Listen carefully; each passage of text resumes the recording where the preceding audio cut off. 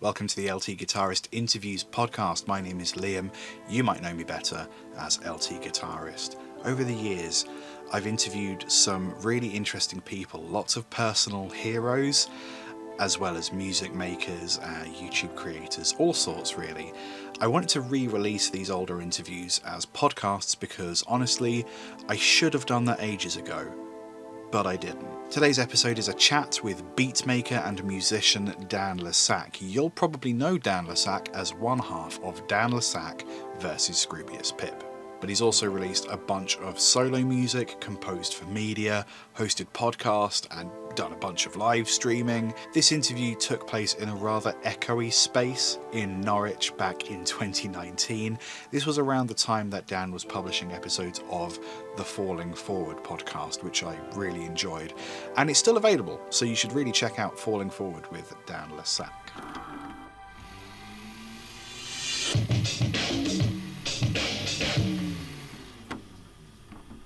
I don't know the terms. This is how I start my podcast. I hit record immediately as soon as we're both sat down. Yeah. Hit record, and then you just talk. And there's always a point where, if you notice on mine, I fade in on the punchline. To a joke you don't hear. To a joke you don't hear. Yeah. Or like something just really tangentially out of context to the rest of it. It's kind of nice.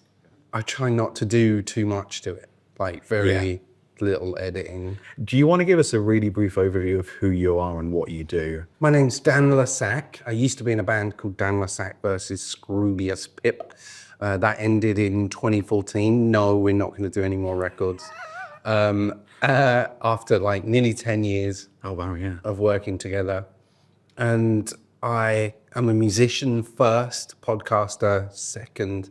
I now do really self-indulgent left field weirdness, which you can find on Bandcamp and Instagram, actually. Got loads of clips on Instagram. It's all about Instagram now. Apparently, I don't know, there's videos, they're short, it makes sense to me. And I do game soundtracks here and there. I've done a couple for Mike Bithell. Bithell Studios, I don't know what they call it. You do a little bit of Twitch streaming as well? Or not so much these days? So I actually was at a music industry conference this week. Oh yeah. To talk about Twitch, and I found it really funny. They invited me like 3 months after I decided to cut back dramatically. Because I was doing Twitch full time. Right, yeah. Like 40, 50 hours a week. And it was just getting in the way of other stuff. Yeah. And although I was earning, I still wasn't earning enough to justify the hours. Yeah. So I kind of cut back. So now I do definitely one a week, but I try to do two, just like 6 hour-ish streams a week. And it's partially for me as well, because that's about just talking to other humans. Yeah. But since I started the podcast back in March this year, I have the opportunity to talk to other humans and like leave the house. Today I'm going to talk to 2 human beings. Wow, man. Potentially 3. Big day. I know. First structural question, something which I'm asking everyone at the moment. Can you recall your first musical experience, whether positive, whether negative? First ever, the first time you encountered music, and what did it do to you? I remember listening to Jeff Wayne's War of the Worlds, but it's really kind of loose. And Mike Oldfield, Tubular Bells. Yeah. Like that stuff was just there and on, but I don't have like that moment where I'm listening to music, you know. Right, yeah. I didn't really start relating to music in that way until my teens. And then there was a bit of that was still about just trying to fit in with other people, you know. Sure, yeah. Oh, I like this band. Oh, do you? I'll go listen to that band and I'll understand that band so we can be friends. So I was at school in the 90s, so it was Pearl Jam, Nirvana. But yeah, I was into Depeche Mode. Right, yeah. Because I come from Essex and they came from down the road, and Joy Division and New Order and stuff. So no one else at school gave a fuck about any of that. Yeah. Was there a moment that you thought music could be something that you would be more active in enjoying, and maybe it's something you wanted to try yourself? Kinda. Yeah. My cousin was a music producer. He did loads of like music for adverts, like a really racist chocolate bar in Saudi Arabia. He did the music to that advert. Was the music racist? The music was fine. Okay. It was just actually the name Okay, I think I know where you're going with the that. product. But yeah, no, it was all my cousin Billy. I've said it. Interesting. Like he gets mentioned in every liner notes of the Dan and Pip albums and stuff. He was making music and I kind of got into it. I'm not a very dexterous person. Sure. So drum machines and stuff gave me a way in. Yeah, yeah. You know, I'm left-handed. My teacher at school tried to teach me guitar right-handed, Yeah. which was Why do they difficult. do that? Just flip it, man. I was trying to think about that the other day. My left hand being the fretboard hand makes loads of sense now. Yes, yeah, yeah. I've got a mate who's a kick-ass bassist who's left-handed but plays a short scale right-handed bass. But because all of his stuff is kind of pop and slap based, I think he finds that easy because it's all in his picking hand rather than his fretting hand, I guess. So that works for that style, but he's like the only person I know that's had like massive success. Yeah. But yeah. But yeah, it was one of those. So this kind of links into talking about Twitch earlier and maybe this conference that you went to. In very nearly in 2020, the word musician basically is a shorthand for someone who's doing a million side hustles and a variety of side hustles. And I mean, I'm doing it too. My day job's in music education. I do YouTube, I do bits of podcasting, yada, yada, all this different stuff. I think you're the same because you're podcasting, Twitch every now and again, Yeah, some actual music creation from time to time. occasionally. And are you still doing photography? So yeah, I still teach photography. Yeah. It's only once a month. Sure. I work with a photographer, kind of trade off his name because he's got a very particular style. Yeah. But I wonder if you have any insight into why it is that we're doing so many different things and still kind of just calling ourselves musicians. just Why we is were that? before. Do you think? 10, 15 years ago when you could still make money selling CDs, you still didn't make all your money selling CDs. You were out on the road and toured. A lot of musicians would be doing session stuff for other bands, and it's always been the side hustle. It's just because the actual selling of music is no longer viable other than, okay, if you're a solo artist, unsigned, minimum wage is 320,000 streams a month. Yeah. You know, if you're signed, double that because usually it's 50-50 deal Yeah, these yeah. days. So, okay, we're getting up into the 700,000. So if there's 2 of you in the band and you're signed, that's 1.4 million. If there's 4 of you, that's 2.8 million streams a month. Wow, you've done so much maths. Well, it's just stuff. It's just stuff in my head. But because the value of the music itself has diminished, you need a different set of side hustles. Yes, yeah. You know, so I genuinely think that people were always hustling, were always doing those additional things. It's just that technologically. Like how many indie bands were doing DJ sets? Yeah, true. We Yeah, always yeah. think of that as part of the live thing, but that's part of the side hustle. Yeah, that's You're true. right. So it's that on one hand that you have to, in the business terms, diversify, Yeah, yeah. you know? That's what it says in my notes. Good stuff. Good stuff. But the other side of that is that there are side hustles that can still keep you independent now. Yeah. You know, the side hustles 15 years ago, all still interrelated to your label, agent, publisher, any of these people you'd sign contracts to. Whereas now, an artist can have their YouTube channel generating $5 a month and have their this over here, and they can control far bigger chunks of that.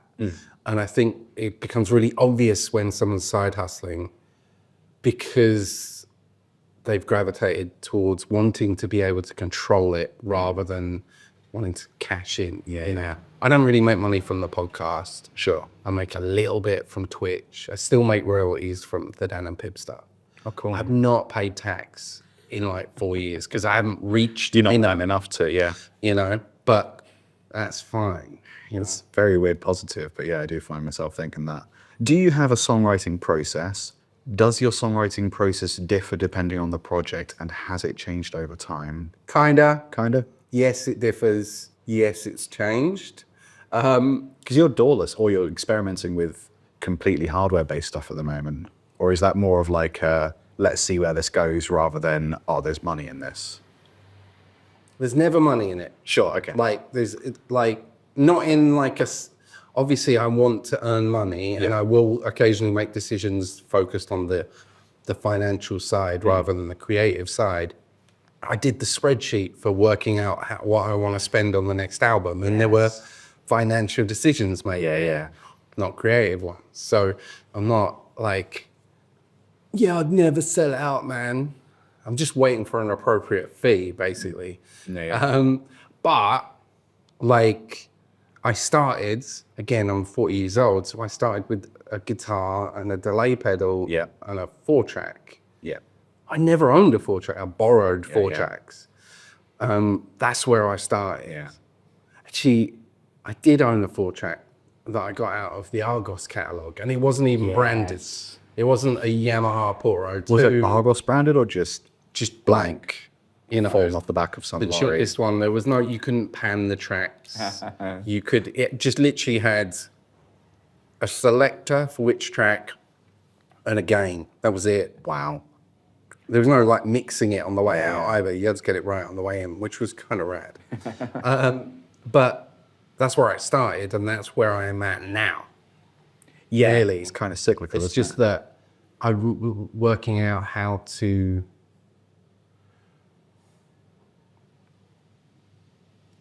do more with less at the moment. The problem is I've worked indoors my whole life, and like the next game soundtrack will pretty much be entirely in a DAW. I haven't told the dev this yet, but all the vocals are going to be Vocaloid. Nice. So they need to give me another 500 quid on the budget so I can buy a Vocaloid point 5 or whatever.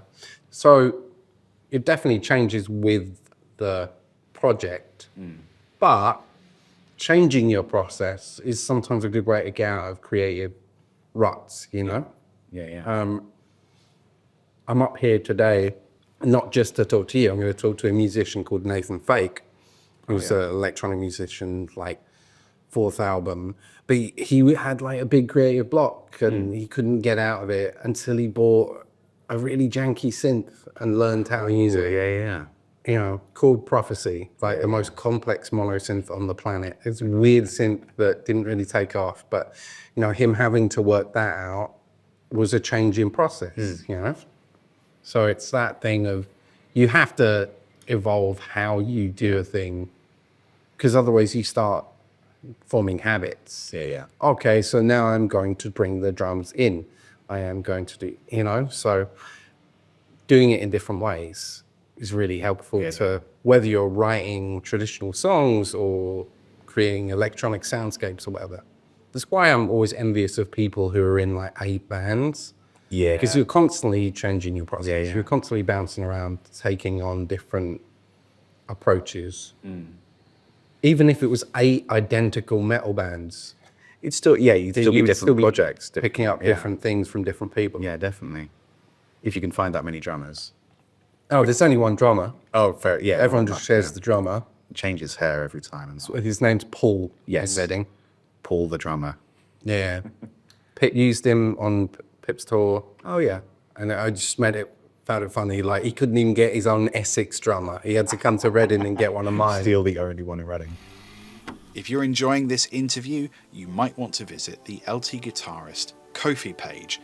Ko-fi, spelt Ko-fi, is a platform where people like you can buy a coffee for their favourite internet creators. Precious coffee. There's also a store where you can download basically every piece of music I've ever written, including lots of stuff that isn't up on Spotify or anywhere else. There's also a monthly supporter option where if you want to send me £1 every month, you can unlock a bunch of sample packs by me, which are not available anywhere else. It's super easy to set up and you can send payment through PayPal. Honestly, times are hard, so any donations are hugely appreciated. Visit ko-fi.com/LTGuitarist. That's ko-fi.com/LTGuitarist to support the LT Guitarist Interviews podcast.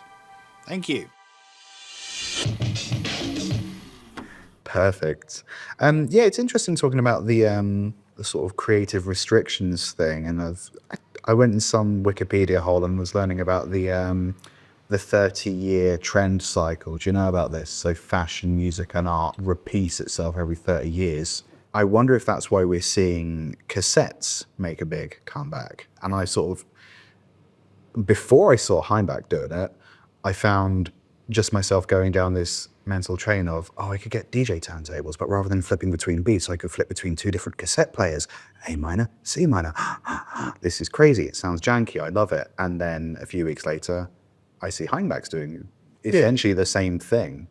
But like, why tape cassettes? dubbing was how people always talk about samplers being the birth of hip hop. It's like the first hip hop tracks were tape dubs. Yeah, true. Yeah. You know, disco evolves into house through the 12-inch edit was literally cutting tape together to extend a track. But the thing about that 30-year cycle is I don't think it's a predestined thing. I don't think that it's always going to happen. Yeah. It's just that it's interesting to look back, you know? The stuff me and Jake Hicks teach on the photography workshop now, because we use a huge amount of colored light, gel light. Saturated, yeah. But we're just teaching them the stuff we learned at university 20 odd years ago. Yeah. You know, like, we get into very narrow views of the world. Like, if you talk to someone who all they're into is modular synths, they see the world in a really specific way. Yet they all get excited about something because someone, I don't know, you're going to gravitate towards what's different, but you're also going to be inspired by what already exists. So you end up just recycling as a culture, which is fine. Yeah. But like this idea that cassettes are back, like cassettes as a writing tool never went away. Okay, interesting. You know, I know people who were like digital, like sort of Skrillexy dubstep people who have been using VHS for not ADAT as well, don't you? Like literally VHS as just to soften up the bottom end, to lose some of that digital edge, but not have that loss of quality you'll get a cassette. You know, it is from a creative side. I don't think tape went away. I just think that now you can pick up a Tascam Portro 2 really cheap. You know, the one I'm using was given to me by Look Monlo Computer. Oh, yeah. The other one I've got is a guy called Pete from Pete and the Pirates. Okay. From his band, he lent me that one. So it's kind of like, but you can get them cheap. It's easy to do. There's tutorials, you know. So that is another thing that happens is as technology gets outmoded, you can buy it. You know, that's true. You can buy an Akai S900 now for less than 100 quid. So maybe you go and use that instead of using whatever on your laptop. I don't know. It's interesting. There's a bit of me that would, in an ideal world, if someone gave me $5,000 today and told me to do whatever I want, I would build a late 80s studio. You know, I would like super limited, step sequencers, etc. But a lot of digital synths and stuff. But all the stuff you would have if you were just like a working class person building a studio, nothing worth any money. I think I'd have a lot of fun doing it. Yeah, massively. So we talked a little bit about you're not so concerned or you don't prioritize earning money. How do you measure success of one of your releases? If I earn enough money. Yeah. It is money. You lie. No. Like, I'm not prioritizing money on the way in. Sure. But like, once you've written the record, like, success to me, I've already, if I've chosen to release something, that means that I've already got all the dopamine I can from creating it.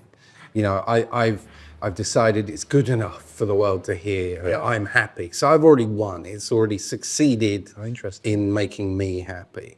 The next phase is, can I make the money back? Right, yeah. You know? So in releasing a record, success is not losing cash. Yeah. And maybe big success is funding the next record off the last record. Yeah. But I know that the achievement is the writing, but the success is the survival. Okay. Yeah, you're right. That makes sense? Yeah, it's interesting to sort of divide it in that way. When it comes down to it, like, I don't think you can measure success anyway. Like, it's just whether you're happy with it or not. Yeah. And if you're, like, success financially is really hard to measure. Like, someone might hear your thing, they might not buy it, they might hear it on Spotify or whatever, but they may go on and tell a few people, and they may buy a t-shirt or whatever. It's like, it's really hard to gauge any of it. It just comes down to the end of the month, have you paid your rent and are you happy? Yeah. Which, I know it's meant to be more rock and roll than that, but it's not. And like bands are full of spreadsheets, and you know, I've seen bands like, so when you go on tour, once you get to a certain level and you got a tour manager's job, their job is just to talk to the promoter, make sure shit's sorted. Like if you've got any special requirements for the front of house desk, or like making sure your rider's there. Me and Pip had the lamest, most basic ass like rider, but It was red M&Ms type stuff. Nothing like that. The only thing was like Pip liked drinking rosé. There was actually the only like demand is, It's pretty specific, but yeah, fair enough. but it's not exact. You can get rosé. Yeah, it's not outlandish. Tesco. Yeah, you know. So, but that was it. That was the most complex thing. You know, have we got brie for the sound man and rosé for Pip? But like, yeah, that's your tour manager's job. But it's just to take all the crappy admin out of your way. So you're not the one sitting there booking the travel lodges. Yeah. Like, you know, like I see bands who the tour manager has made them like a laminated book that they carry around with them, and like every page is a day of the tour, and that'll tell you, you know, where you are, what time you're getting to the venue, what time sound check is, all that stuff. And that's actually what a lot of being in a band is. Yeah. It's like Timetabling. just scheduling, getting everyone in the same room at the same time, like managing your money between you all is it's weird, because it's meant to be this big creative endeavor, and it becomes quite a heavy administrative burden if you have success, which is a good burden to have. So it's one thing like when people like rag on managers, oh, their management, meh. It's like, yeah, but their management's there to make sure that they don't have to think about any of this shit, and they can write music. Like, there's a lot of managers out there who do like amazingly good jobs. There are some that are utter scumbags, but it's the same with every job. I'm pretty sure you can find a lollipop man or lady who is an utter scumbag, but most of them are nice people who just want to make sure kids don't die crossing the road. So this is about music distribution rather than whatever it was I asked last time. Do you think something's going to kill YouTube or Spotify? Is there going to be any big upheaval in the next 2 years for music distribution? So neighboring rights, which is a publishing right issue, is going to be difficult. Okay. So it comes to terms with for an international global community. Because we've got multiple different laws going on. Yeah. So this is very boring, listeners, but like dealing with how you deal with copyright in a global marketplace, is gonna sting a few people. On that note as well, there's a thing called the Internet Safe Harbor, which is why Twitch can get away with not ever, like you can just play copyrighted stuff on Twitch, and all they do is mute it on the VOD. They don't utilize The actual live stream. So if the music and film industry get their asses together and deal with that, that will dramatically change what they are. But with all of these things, what will kill these websites is themselves. Yeah. There's not going to be a big sea shift. Like SoundCloud's a great example of a company that had a great idea, who came along at exactly the right time. So they started just before MySpace died. Yeah. And they were, bear in mind, when MySpace was there, they were one of few places you could upload your music to a Flash player and people couldn't just right click and download it. Yeah. So it was a way of sharing your music without sharing Fear of music. it being nicked or whatever, yeah. And SoundCloud basically offered that, but with community features of its own. Yeah. And it was like, but artists used to pay to use SoundCloud. Yeah. Like 100 quid a year or something. It was a lot of money to get space and all that.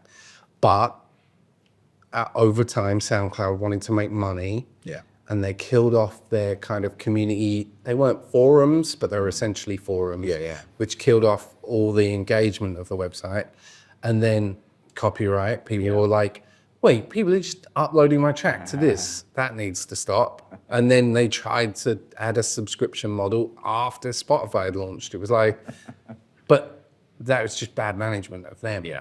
And I think what will happen with Spotify is they will eventually become a Netflix model of podcasting, of radio, of that, rather than the music side. The music side will take a step back for them.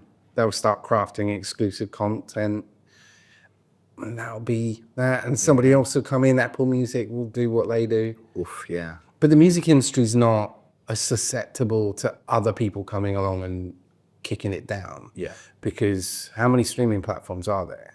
So Anyway, if you upload via DistroKid, I think it goes to 200 That stores. sounds right, yeah.